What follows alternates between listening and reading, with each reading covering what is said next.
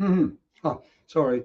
Grooming is a very important part of having just a wonderful mane of beard and a nice brush. I'll tell you where I got that later. Those of you who might be interested. Anyway, anyway, good morning. Happy Saturday here on the Gold Coast. It's a beautiful day again. Sensational. Thanks for tuning in.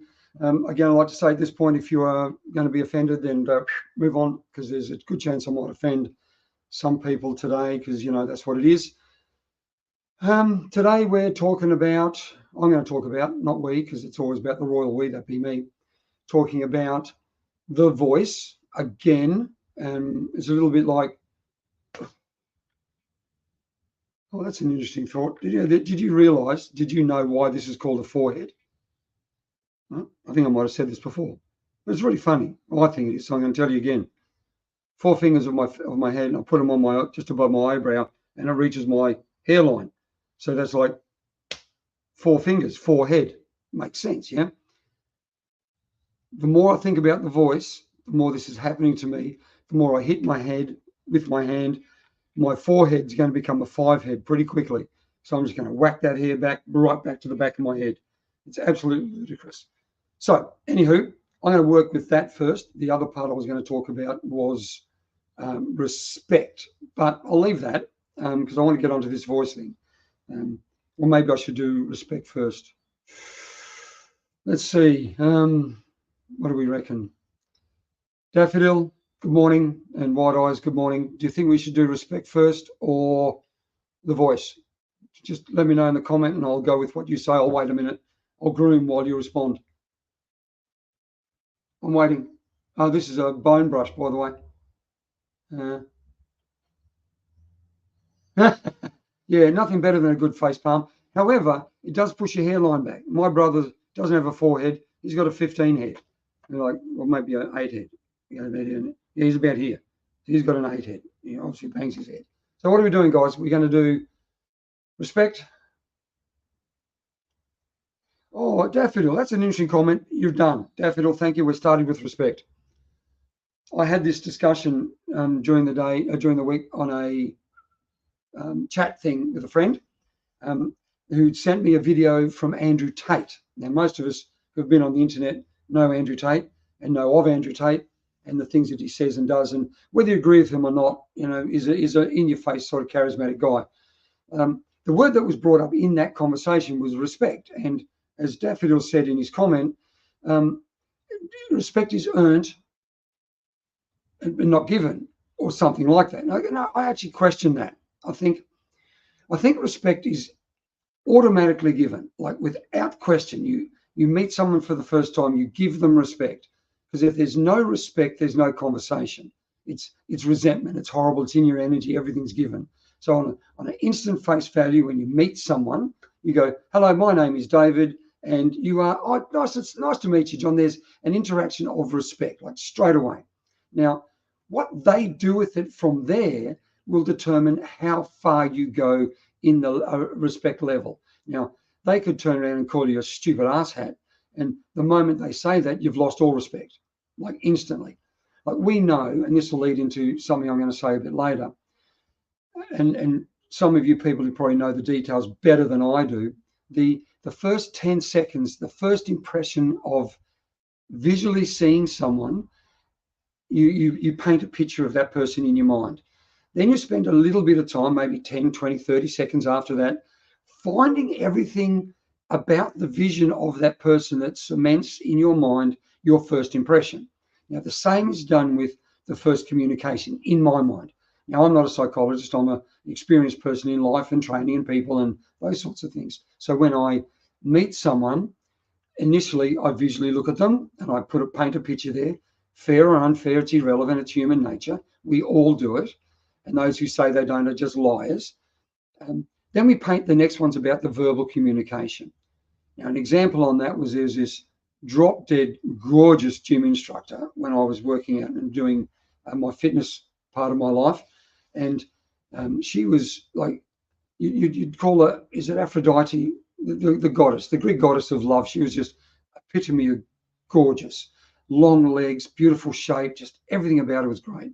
Face, hair, eyes. and then she'd open her mouth. It'd be, you'd think an angelic voice, and you'd say, "G'day, Meredith," and she'd say, "G'day, how you fucking going?" And I think, oh my God, like instantly, it was everything about her was shattered. Now, the same thing goes for me with respect. Now, this person in this conversation said you can be polite, but you don't be respectful, which is, I guess, a little bit like earning respect. Sorry, not giving respect, but earning it, but be polite instead. But I ask you in the comments, you can tell me in the chat, isn't being polite respectful? Isn't it just being respectful? Like, you can't be polite to someone if you don't have a degree of respect. Now, I'm not talking about respecting them so much that you hold everything they say to be true. It's just saying there's a certain amount of respect. Because if something's got to be earned, why would you bother? Like, why would I bother? I don't know you. I know. Well, you know, well, you know what I mean. I'm meeting Fred over here. Sorry, Fred. I'm meeting Bamboo Screen over here, and I'm going to say, "Hello, Bamboo Screen. Before I have any more conversation, I need you to, you need to do something, so I'm going to earn your respect. So then we can have a dialogue. Because I don't believe you can have a dialogue if there's not a certain degree of respect." Now, I could be wrong, and a lot of the times I probably am, but I don't believe this to be true in this case.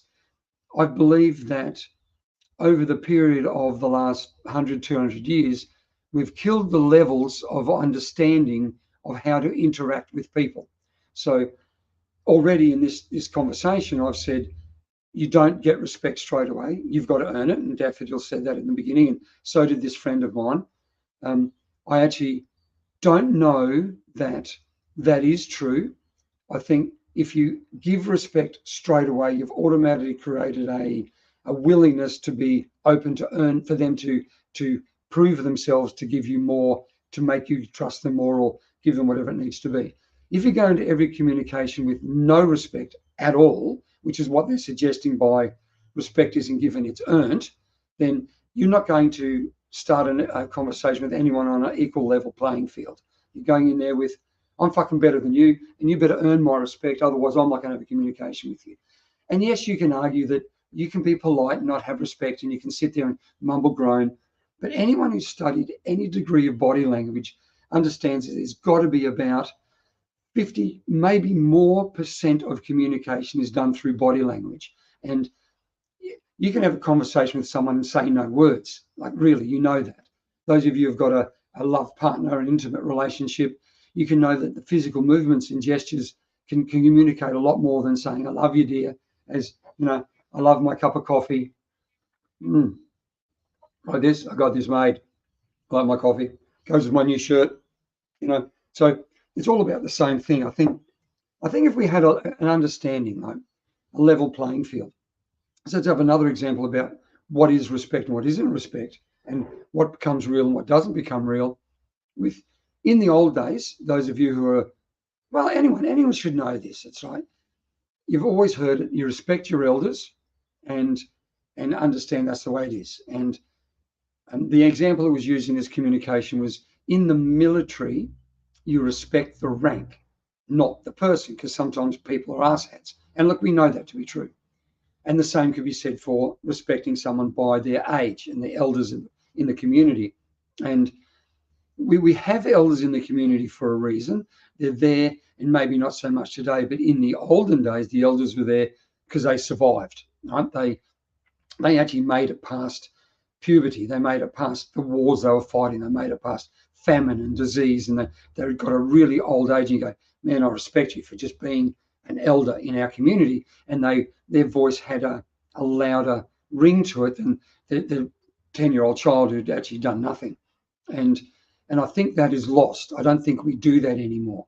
And clearly, in where I'm from, the Gold Coast, it seems to be, it's in reverse now. It seems to me that the young people out there are respected more in the community than the older people are. Now, an example on that is, there's a police initiative here on the Gold Coast to walk around the train stations and give out food vouchers, McDonald's or whoever it may be. Sorry, McDonald's. Anyway, rewind, take it away. They give out food vouchers to the young people on the street, and even give them mobile SIM card. All right, now, I don't know why, because these young people on the street say to them, oh, I've been kicked out of home and I'm hungry. So they go, here you go, have a voucher. And these young people actually aren't homeless and they're not hungry. They just want a free Macca's. So these people in their mind think they're doing the right thing by respecting the children and giving them these free vouchers and this SIM so they can communicate with the world, not even knowing, and they do know, that these young people use that SIM. They may activate it, however they do that. Then they use it to go on Instaface, TikTok, and put stupid shit photos, steal a car, video themselves doing it, then chuck the SIM out so they can't be traced. It's like, this is known here on the Gold Coast. But the authorities respect the children, don't even ring the parents to say, is Fred really homeless? Is he really been kicked out of home? They go, oh no, just believe the child. Just believe the child.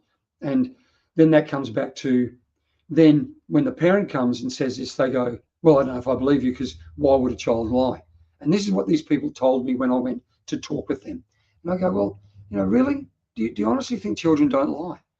Well, why would they lie? And they would say, why would they lie about being homeless? Well, I go, well, how about a free food voucher and a mobile phone SIM? Why don't you? And anyway, then they would say, we have so many programs for children. We want them to be able to be safe and good in the community, yada, yada.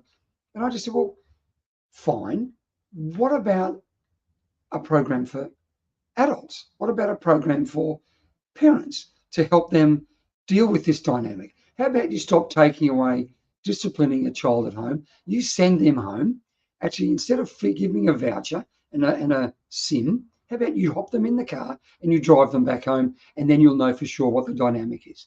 Then, if the parents are horrible, nasty people, because believe me, there are some parents out there that should have their children taken away from them. In all areas and in all cultures, they should be taken away because the parents are absolutely criminally cruel and neglectful. Don't get rid of they have no rights to have their children. But the majority of these homeless kids come from great houses, right? So then you say, back to the respect thing, we respect a child and their wishes. But if a senior person makes a mistake, they are ridiculed, hammered, vilified across the world for being an adult and a senior. The example with the rank, a general by definition gets more respect than a private, and that's not because the private is less of a human being, it's the rank. Now the same can be said for general society. That for me, it's, you get to a certain stage in your life and instantly you just get respect, right? You as an adult should have and get from the community younger than you more respect than a 5-year-old. No less a human being, like equally a human being, and everybody has their rights. But a 20-year-old has achieved things. They've hopefully gone through school, they've achieved a goal. Maybe they've left school and they've got a job and they're now working. They've got money, they're achieving things. You then get a family, you get married, you have children, you get more respect because now you're doing things to help those people come through. To me, if we don't initially at the onset give respect to people, and we just keep it to, if I meet you for the first time, you've got to do or say something so you earn my respect, then to me, I'm not even going to bother. I'm not even going to bother meeting someone if before we have a decent open dialogue, I've got to earn their respect. It just doesn't work for me. It doesn't wash.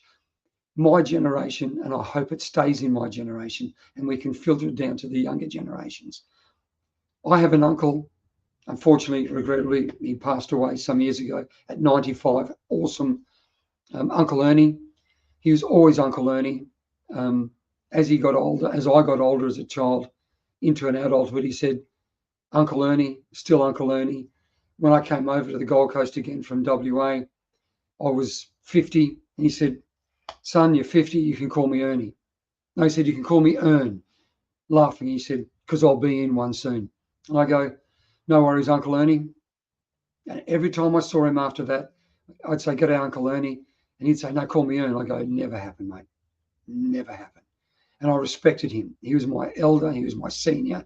He needed and deserves that rank. I believe this respect thing has gone to crap because adults allow children to call them by their first name. Now, my name's David. I meet a 5-year-old. He calls me David, right? He won't call me David. He's got a friend at school. He's got a friend at school called David. 5-year-old doesn't understand the difference between age. So he calls his friend at school David. He calls me David, and he puts us on an equal par in the community. Now, he's no less a human being than me. He has the same human rights as I have. But he is a child, and I am a senior. I'm an adult. I am an elder in the community. We are not on the same playing field. We are not in a community on the same level. Now, that child needs to come up with, I need to come up with, society needs to come up with a name, a naming convention, where this 5-year-old child here doesn't believe that he can call me David and think that we're equal in the community. I hope you understand what I'm saying. He is a human being equal to me. He is not of the same standing in the community as I have. So therefore, the name David should be reserved for me to say to him, you can call me David. Now, Mr. Hines is the way he should call me. But we tried that with a friend of ours here when we first came over. We wanted our boys to call them by their surnames, Mr. and Mrs. And first time we introduced one of our friends, hey, this is Mr. Blah, blah. He said, call me Fred. Oh, God, no. And then from that point on, the respect level for Fred lowered. There was no, as soon as one of them called them Mr. Roger, then that respect level maintained. The child respected this Mr. person more than the one that called, call me Fred. You know what I mean? It's like, this is, to me, an absolute no-brainer. And I think we've been indoctrinated. I think we've been twisted and turned to say that just because they're equal to us in the human level, a 5-year-old child and an adult, definitely human beings, equal human beings as a spirit and a soul, but in the community level, just not. And not taking away from the joy of my grandchildren. They called me old boy with utter respect. They don't call me granddad or grandpop. They'll say, hey, old boy. And that to me is a term of endearment, and I respect that. And they understand that he's an old boy. And that to me is really nice. So anywho, that's respect. Please, I see some things in the chats. Yes, G-Man, maybe, but don't believe him. Funny. But there's Daffodil said, David, if you introduce yourself to that child as Davis and not Mr. Hines, what does the child have to do? Daffodil, that hasn't been the case. Unfortunately, I say my friends come over and I'll go to my friend and my friend will say to his 5-year-old, I'd like you to meet David. And I've gone, no, call me Mr. Hines. And then what that has done is disrespected the parent. So to say that to the parent in front of the child is disrespecting the parent. And once that person has actually said, call him David, then it's done. Like, you know, it's done. I can't then go later on, no, behind the parent's back, no, you're to call me David, you're to call me Mr. Hines. It's disempowered everybody in that dynamic. It's disrespected me initially because the adult didn't say, what would you like to be called? When I said, because I've met them for the very first time, the younger people do it, not the older people, I'm sure. Most young adults automatically feel they have the right to call everybody by their first name. And I don't believe that's true. Anyway, I want to move past respect because this is a volatile area. I believe, and I don't take away from anything you guys believe, but the world is turned to crap since we stopped that. When everybody puts themselves in a naming convention on the same level. Uncle Fred, Mr. Smith, Mrs. Brown, Mrs. Brown, whatever it might be. And then I have the right as that person to say, man, no worries, I respect you because you're a child, you've earned some rights. You can now call me David. And they do that. And I think that's my right. And I shouldn't have to ask to be called Mr. Hines. It should be a given. And then I need to say, no, you can call me David. Agree, disagree? Let me know. I'd like to hear it from you.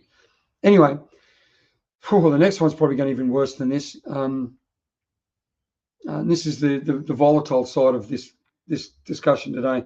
I watched a referendum debate on the voice, and I want to really get to a point where I can let this go, because it's really tiring in my brain. It hurts my head. The makes my ears bleed. There's so much stuff again. But the voice. I watched this referendum debate from the centre, or I don't know, can't remember, it's somewhere there. Anyway, cis.org.au, and I've got to put a link in the description here. Have a look at it for those of you who don't know what the voice is, to sort of have an idea of what they're trying to achieve in the voice.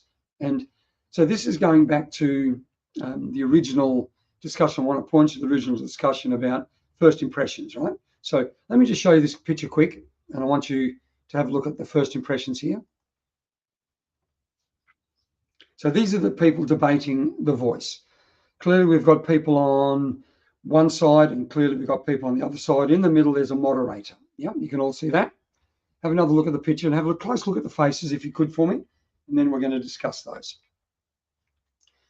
Starting from the left of the screen, a man laying back in his chair, glasses. The lady next to her, nice white blouse. The man in the middle is the moderator. Lady in blue, look at her face, look at who she is, and the man next to her. Have a look at the features in the face of these people. Right, now I'm going through absolute judgment, and this is going back to the initial part of the conversation where we were talking about first impressions. Right, so I will bring up the picture back up again, but I want you to understand that what I'm trying to do is to go from the first impression and work through where the discussion will go. So the voice referendum is about, hang on, let me get this one. Sorry, like that. No, this one. Hang on, let me do this one. Anyway, the voice referendum is about voting whether the Australian Aboriginal and Torres Strait Island people have a voice in Parliament.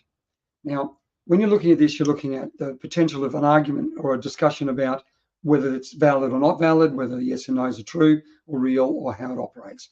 So on an impression, like I'm always talking about first impression, and this first impression from this debate, these debating people, as I go from left to right on my screen, I have an Indigenous man, and with glasses, I have an Indigenous lady, because the Australian Indigenous people have a distinct look about them. And it's, again, that's no judgment, it's just observational, just like the American Indians have a distinct look about them, like the native, not the, anyway, they have a distinct look. So do the Africans, their bone structure, that sort of thing. Moving to the moderator, to me, is clearly a white man. He has the white features. Moving to the lady in blue, to me, is an Anglo-Indian. She has Indian features. And the man to the right is I've got a guy who lives two houses down from me. He's a Greek or an Italian, and looks just like this fella. Right? Same dark tan skin, an olive skinned features, structure. Could be maybe Indigenous, but when you see the video, you'll see he looks more Greek than he does Indigenous. And I know this is judgmental. It isn't really. It's observational. I'm not judging them as good or bad people. I'm making a visual observation of the people on this panel. Right? So it's a visual observation. So surprising to me when I looked at the visual image, that I naturally assumed, and this is assumption based because that's what we do, that the two people that were clearly Indigenous looking, they would have to be for the yes. And the people on the other side, the Anglo-Indian looking lady, and to me, the Italian Greek looking man, would clearly be no, don't give them the voice. I was not blown away, but pleasantly surprised when it was the reverse of that. The two Indigenous looking people, and I'm going to butcher these names, and my apologies, and I don't mean to butcher the names, but Jacinta Napinjapa Price is a Member of Parliament from the Northern Territory, and Yungai Warren Mundine, who is also part of the CIS Indigenous Forum group. Now, these two are active Indigenous people in the community. They are represented in Parliament, and in this debate, they talk about these two people are on the no side of the debate. They actually see that the Indigenous community, which they represent, feel that if they bring in the yes and the vote goes to gets approved, that they will it'll bring more diversity, separation, and alienation for the communities. They actually believe that if the way they're going, Mr. Mundine was saying that he believes that there's already 20 or 30 people in Parliament, Indigenous representatives, and that we need to get more Indigenous representatives in Parliament. So there's already a voice in Parliament because these people are community leaders in the Indigenous realm and are now representative in parliaments. And he, as a representative of the Indigenous people, say that the yes vote, if it goes through, is going to make it harder for the Indigenous people. And Miss Price, same, great strong voice for the Alice Springs community, has fought strong and agrees with him exactly the same way. The man on the right-hand side, his name is Anthony McAvoy, and her name is Shireen Morris. They didn't offer their Indigenous names or from where they're from, and they might have somewhere in the debate, but they didn't go anywhere into it. In a critique of the debate, and I'm not going to bring up any videos except for one at the very end, I think, the Anthony McAvoy, when he came onto the screen, the very, very first thing he said, almost the first, and if you want to look at it, please have a look and correct me, was with absolute certainty, he said, the voice will get approved in this referendum without doubt. It is certain. Paraphrasing, don't know the exact words. So there was no question in his mind that the referendum is going to go through. And he said something else too that went, what? So again, this communication thing, right? Back to the respect and open communication. I respected him. He started talking about, who he was. He didn't, the host did. And I thought, oh, wow, he sounds like a really intelligent man. Let's have a listen. And the very first thing he did was slap down the debate to say it was absolutely ludicrous doing it, because without question, the vote's yes. There was no, in my opinion, I believe strongly this is going to happen. It was a full-on, this is going to be the case. And I'm going, man, you just lost. Whatever respect I gave you is gone. Absolutely gone. It's like, that's ridiculous. And then you go through that thing in your head, give me a reason to think there's some reason I can get this back. There's got to be something you can do. Bring it back. Give me something more. And then he spent most of his 8 minutes talking about himself, like nothing about the voice, nothing about the Indigenous communities, nothing about anything. Sorry, that's all I heard. Now, there may have been something in there. I have done this. I've achieved that. I'm great. And it was like, okay, no, go on. So one half of his side of the debate was lost. It then went to Miss Price, and she was absolutely wonderful. She was great in her communication. She was expressing beautiful, articulate things about her community and her views about this and everything about that. I looked at her and go, oh, she's Indigenous. That's nice. What has she got? And it was just like, wow. She was really, really positive in this whole experience. Then I went to the Shireen McAvoy, who instantly I thought was a good-looking lady from India. And then she started, and she was, again, the same. It's like, it seems like the two yes side of this vote, she said some really cool things about the community. And don't get me wrong, and values and points and arguments about it needs to go and we need change. And she kept on looking over at the people over there, like she wasn't talking to the people in there. She was talking to a person. It looked like she was doing this and going, and this is what is happening in this community. And then she'd come back and she'd look forward, And again, I'm trying to find a way to get some value from this. It was like instantly her pitch and her tone was aggressive, and it was maybe she was feeling a little insecure, so she's being more assertive than she needed to be, but it wasn't the same thing. Then it flipped across to the yes side, and it went to Mr. Mundine, who has been in Parliament for a long time and represented his community, both Indigenous and the white community here in Australia, for a long time. And again, a laid back, sort of comfortable man, easy to listen to. And again saying that he didn't believe the vote should go through and it shouldn't be a yes. So have a look at the debate. I'm just having a look, my words. So I guess, I think I said it last week, and I'll probably go through it again. If people have to be selling themselves or overly aggressive and assertive in their argument to the voice or to anything, then I don't believe they have a true belief in that to be a real thing. They're arguing so loudly and so strongly that maybe, and you could be said about me too with this respect thing, but they're just, I don't accept anything of it as being valid. I'm actually 100% sure that the Indigenous community, the Australian Aboriginal and Torres Strait Island people, are equal human beings to everybody. They vote. The white community voted these two people in, Miss Price and Mr. Mundine, into Parliament. It wasn't just the black people. They're great and articulate people, and in my judgment, the two on the other side, I've got to get their names again. Anthony McAvoy and Shireen Morris would never be voted into Parliament. Not that I can see. Then they're good lawyers because they're intelligent. I'm not taking that away from them. Like brilliantly intelligent people, but they don't have what it would be in my mind to represent a community at all. I don't see that.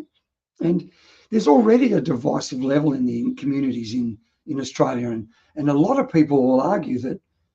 And I'm pro-Aboriginal. I went to school with a lot of them, and my world it hasn't been around the Indigenous people, which is unfortunate because I think they've got some great value. And I think that the Parliament the government's already giving millions and millions and millions of dollars to help their educational levels and provide housing. And I know Waffles and Whiskey put up a really damning video on this argument about the money going there and what some of the community does to it. But I don't think that's anything other than a lack of education. I think the education system needs to be put in, schools need to be done, and whoever does that, and I think the elders of the community need to be trained and taught so that filters down from there as well, and they need everybody to be part of it. Whether they like it or not, these activists for all of these causes, we are part of a Western world now. It doesn't matter what happened before, what happened yesterday, or 1,000 or 60,000 years ago. We are all part of a new community, and the community can't grow if there's separation in the community. The Indigenous people of Australia were the Indigenous people of Australia. Like, we acknowledge that, we accept that. They're great. I don't believe that anything else can be achieved other than they assimilate with the community. And we have, whatever day, we can call it whatever we want. We bring in part of that in our education system. So one flag, Australia, let's change the flag. Let's make it a flag that suits all of our communities. But it can't, right? It can't, because we've got a Lebanese community here that's been here for 150 years. We've got a Chinese community that's been here for 200 years. We've got a Muslim community. We've got a Christian community. How many flags do we need to have? Let's get one Australian flag. If we need to take the Union Jack off because Queen King Charles Chuck is now our monarch, and I don't have a problem with the monarchy. I have a problem with him. We need to change the Australian flag. Let's do it. That's something neutral, not colours, no colours. Like that's not what we want. We want something that's new. That's maybe even as simple as, what is the Australian national flower? Let's go the Canadian philosophy. Even though Canada's a little bit lost at the moment, they have a maple leaf. Let's do something like that. Pick a nice colour. Anywho, have a look at that. Have a look at that debate. It only goes for an hour. You can fast forward through a lot of the little things. I just want to leave this part. I want to share this with you. This is the last part from Mr. Mundine, and the part that I agree with. I'll put this on the screen. You can have a little look. Somehow I'll do that and have a little look at this for me. I've always been a believer that you need to, we need to get more Aboriginals into Parliament, and I worked on that, and we got those amazing people who are sitting in Parliament today.